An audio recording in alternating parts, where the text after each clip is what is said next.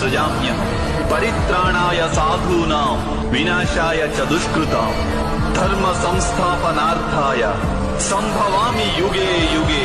ఎప్పుడెప్పుడు ధర్మానికి హాని జరుగుతుందో, ఎప్పుడెప్పుడు అధర్మం వృద్ధి చెందుతుందో అప్పుడప్పుడు సత్పురుషులను ఉద్ధరించేందుకు, అధర్మపరుల వినాశనానికి, ధర్మాన్ని పునఃస్థాపించేందుకై నేను జన్మిస్తుంటాను. నేనే నాశనం లేని పరమాత్మను. నేనే మత్స్యావతారాన్ని, నేనే వామనావతారాన్ని, నేనే పరశురాముణ్ణి, నేనే రామావతారాన్ని కూడా. నేనే బ్రహ్మ విష్ణు మహేశ్వరులను, నేనే సరస్వతి లక్ష్మి పార్వతిని కూడా.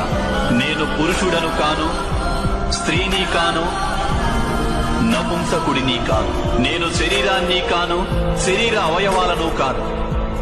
నేను జ్ఞానాన్ని, సృష్టిని, చైతన్యాన్ని.